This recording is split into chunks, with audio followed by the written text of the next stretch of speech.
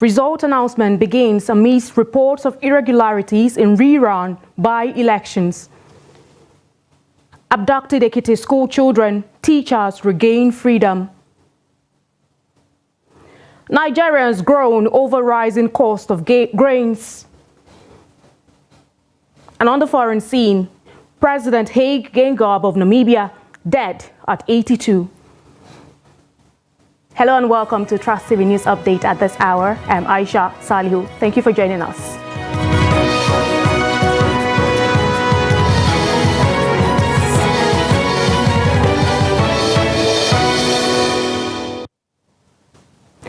We begin with updates from the rerun and by-elections conducted in parts of the country.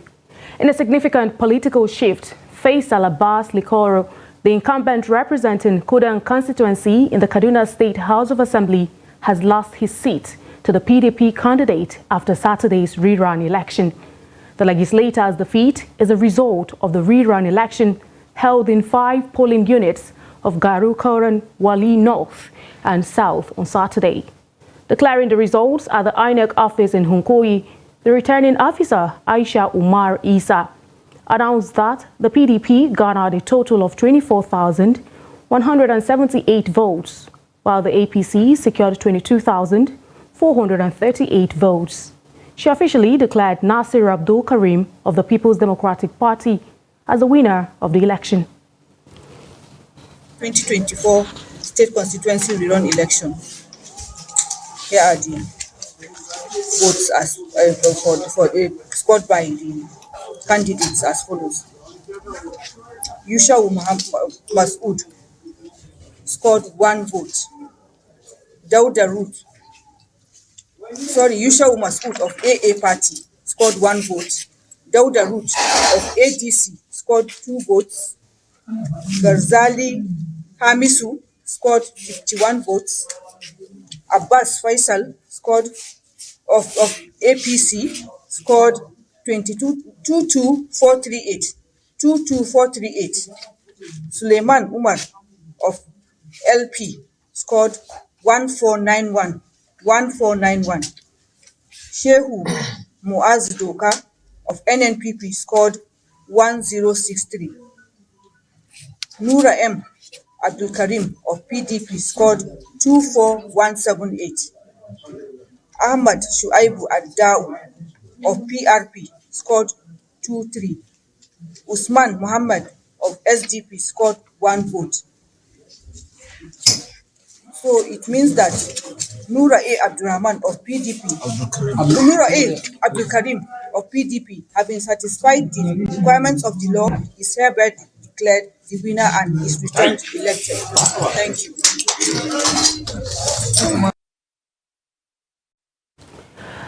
Meanwhile, Musa Mahmoud Kalamu, the candidate of the People's Democratic Party, has emerged winner of the recent by-election in Mayo Belwa constituency, according to the Independent National Electoral Commission.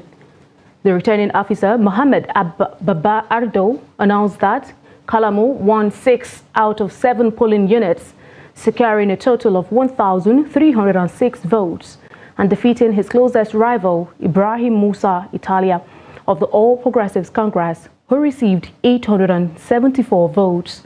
In the 2023 general election, there were 20,824 valid votes, with a margin of only 72 votes between the APC and the PDP candidates. However, in the by-election exercise, the registered votes were 56,999, with 24,610 accredited votes and a total of 23,443 votes cast. The newly elected member for Mayo Belwa constituency, Musa Mahmoud Kalamu, expressed his gratitude to his constituents for their overwhelming support and pledged to justify their confidence in him by fulfilling his campaign promises. The chairman of the Mayo Belwa Local Government Council, Muhammadu Usman Boji, commended the peaceful and hitch-free nature of the election and expressed satisfaction with the conduct of the exercise.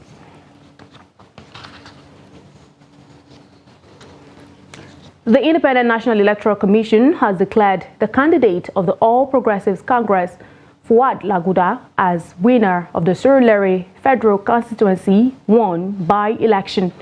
Declaring the results, the returning officer for the by-election, Simeon Adebayo, revealed that the APC candidate scored a total of 11,203 votes. Laguda, a former APC chairman in Surulere local government area, replaces Femi Gbajabiamila, who was appointed Chief of Staff to President Bola Tinubu in mid-2023.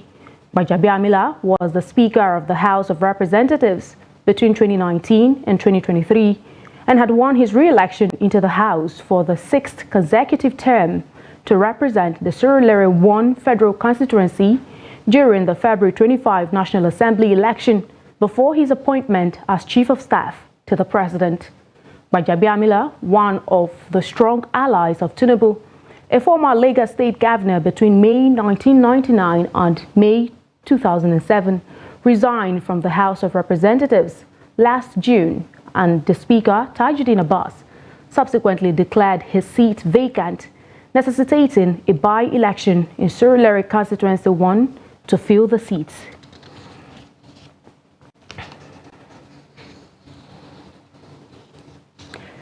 The Independent National Electoral Commission has declared the candidate of All Progressives Grand Alliance, Amakoromo Weikomo, as the winner of the Yenagoa Constituency 2 rerun election held on Saturday.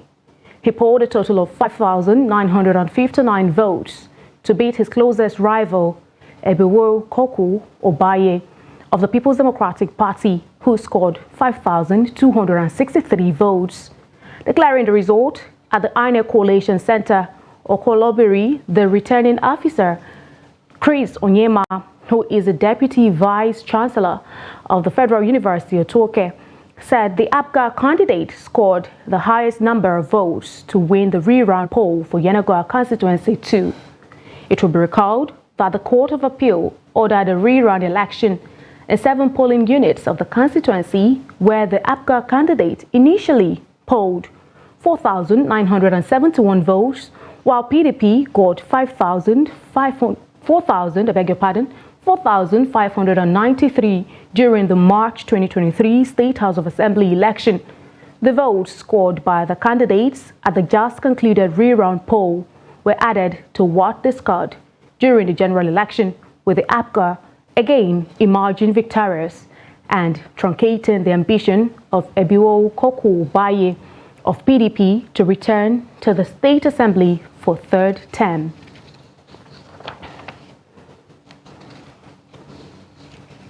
And now to matters of security. Troops from 114 Battalion Rear of 6th Brigade Nigerian Army, in conjunction with other security forces, have rescued 4 kidnapped victims from a mountaintop in Taraba State. Similarly, several other kidnapped victims fled the den during the exchange of fire between the troop and the bandits. The troop also destroyed the kidnappers' den and other hideout used by bandits that raided several villages and abducted many people, including women and children, in parts of Yoro, Zing, and Jalingo local government areas in recent times. Lieutenant Oni Olubodunde, the Acting Assistant Director, Public Relations, 6th Army Brigade Jalingo, said in a statement that the ongoing joint operation successfully destroyed multiple bandits' hideouts and rescued 4 kidnapped victims, including the son of the chief of Kwaji Chiefdom. He said the operation is still ongoing to ensure that other kidnapped victims who fled the area during the exchange of fire are found and reunited with their loved ones. The Army spokesman gave the names of the rescued kidnapped victims as Genesis Samuel, age 24, from Ganku village, Bernard Dennis, age 28, from Fulfolgon village, Esther Titus, age 35, from Kosanai village, and the son of Chief of Kwaji in Popule, Ismail Umar, age 25, who was abducted at his residence on 18th January 2024. Still on security matters, the kidnapped school children of Apostolic Faith Group of Schools, Abducted Ekiti, Ekiti State, and their teachers have been released, marking the end of their harrowing 7-day ordeal. The victims regained their freedom around 2 a.m. on Sunday. In a brief video clip, the freed pupils and their teachers sat on the floor, looking tired as a mother lamented the condition of her child in the background. The abductors had earlier demanded 100 million naira for the release of the victims. However, it is not immediately clear if a ransom was eventually paid. The incident occurred when a school bus carrying pupils and staff members of the school was ambushed by gunmen on Monday evening. About 10 occupants of the bus, including 5 school children, 3 teachers, and the driver, were abducted and whisked away. Despite earlier rumors of their release on Saturday, which the police debunked, the children and teachers have now successfully reunited with their families.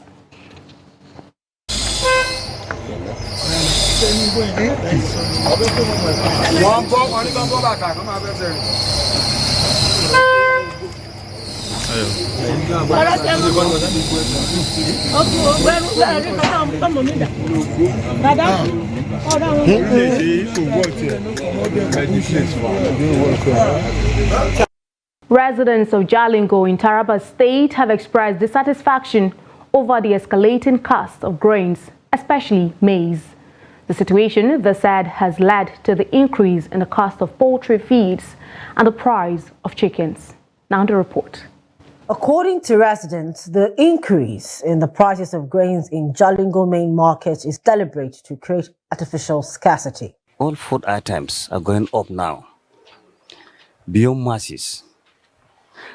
And this raising of food items, I put it is deliberate. It's from the hoarders. They bought a bag of maize at the cost of 10,000, 20,000. Rice, 10,000, 20,000. 2-3 months, they raised it to 50,000, even 60,000 per bag. So it's beyond common man. You can't afford that. If you go to the market today, the price you get for a commodity probably will be lesser. By tomorrow, it has increased. I don't know what is happening. All these things, the government are there, our politicians are there. They are not helping matters. So we want the media to tell the government that this is what is happening. People are suffering. People, especially the poor masses, we are not finding it easy. Mary Bulus is a food vendor in Jalingo. She stressed that a chicken that cost 4,000 naira last year is now being sold for 6,000 naira. According to her, she can no longer afford to buy the number of chickens needed for her daily business. They should come to our rescue, at least do something about it, because it's no longer getting funny. If some can afford, some people cannot afford it. So they should look at the side of those who cannot afford it and do something about it. Stakeholders in the sector said subsidy removal and other economic reforms by this government are responsible for the surge in price of grains and livestock. They also said that producers in rural areas are finding it difficult to transport their produce to the state capital. Still, we are still managing. With all these calls, people that are coming to buy. We are calling on them to come to our aid now. There is many plans that we used to. We are putting it on ground so that to see government, we are appealing to them several times. We are appealing to them. I hope that they are going to listen to us. We have more than 1,000 poultry farms here in Jalingo, but almost 700 were closed. Maintaining it becomes impossible because to make it functional, you must employ workers. You buy poultry feed. The only poultry farm that are existing now is house poultry farms that contain only 30 to 50 chickens. Nobody in the whole Jalingo that can have 2,000 chickens in his poultry farm. And if there's any, let him come and say it. They have called on government to introduce price control mechanism to prevent this usual hike in prices of commodities. You're watching the news update on Trust TV. Still ahead. Despite fierce competition, Alewa remains the go-to sweet in Kaduna State. More news when we return. Do stay.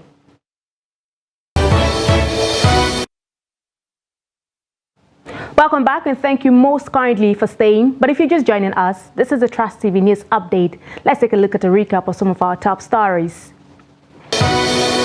You heard that result announcement begins amidst reports of irregularities in rerun by-elections. Abducted Ekiti school children, teachers regain freedom. And now moving on to other stories. Despite the advent of modern production methods, local production of a candy, popularly called alewa in northern Nigeria, is still thriving, with many people earning a living from the business.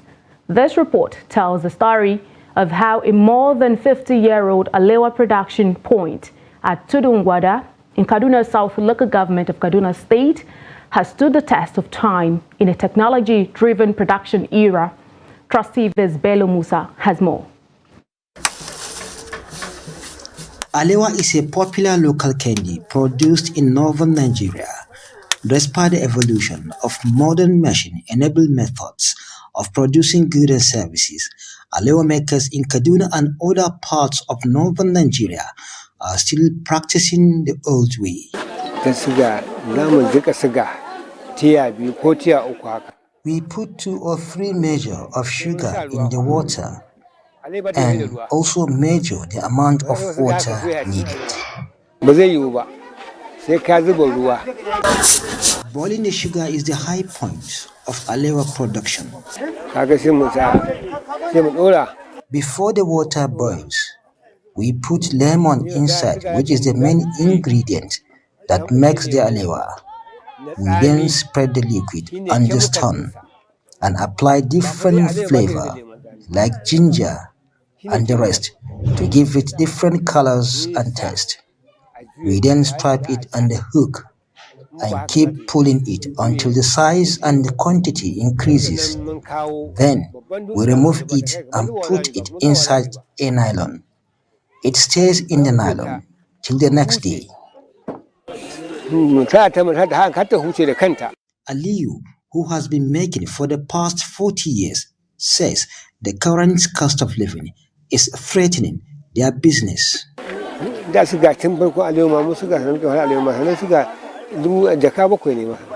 I started the business 40 years ago, we would buy a bag of sugar at the cost of 1,400 naira. But now, we buy a bag of sugar at more than 60,000 naira. Before now, you will see more than 100 workers and buyers here, and we used to start work from morning till night, exhausting more than 10 bucks in a day.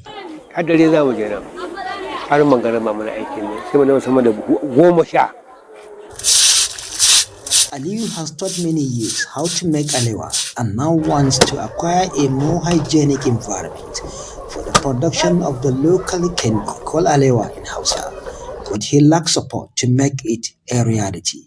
He is therefore appealing for support to modernize his business. Bello Musa, Trust TV News Kaduna. We'll now take it away from Nigeria and to a sad development. Namibian President Hage Geingob has died at the age of 82. His office has said less than 3 weeks after it was announced he would undergo treatment for cancer. Geingob died on Sunday at Lady Pohamba Hospital in the capital, Windhoek, with his wife and children at his side. Acting President Nangolo Mumba said in a statement posted on Geingob's official Facebook page. Mumba said the Namibian nation has lost a distinguished servant of the people, a liberation struggle icon, the chief architect of the constitution and the pillar of the Namibian House. Geingob's office announced last month that he had begun treatment following the discovery of cancerous cells during a routine colonoscopy and gastroscopy. The announcement did not provide details of the African leader's diagnosis or prognosis, but said he would continue to carry out his presidential duties. Geingob, who also served a 12-year stint as prime minister, had a history of health problems that preceded his election as Namibia's third president in 2014. And in sports, the Super Eagles will take on Bafana Bafana of South Africa Wednesday for a place in the final of the 2023 AFCON in Cote d'Ivoire. Kickoff time is 6 p.m. at the Stade de la Paix in the northern town of Bourg. South Africa scored Cape Verde 2-1 on penalties as both teams could not be separated after extra time. South Africa captain and goalkeeper Ronwen Williams was the hero after he saved 4 penalty kicks in the shootout. He was the deserved CAF man of the match. Wednesday's clash between Nigeria and South Africa will take on added significance as both teams are drawn in the same qualifying group for the 2026. It is the AFCON semi-final that Super Eagles keeper Stanley Nwabali has looked forward to as he plays his football in South Africa with Chippa United.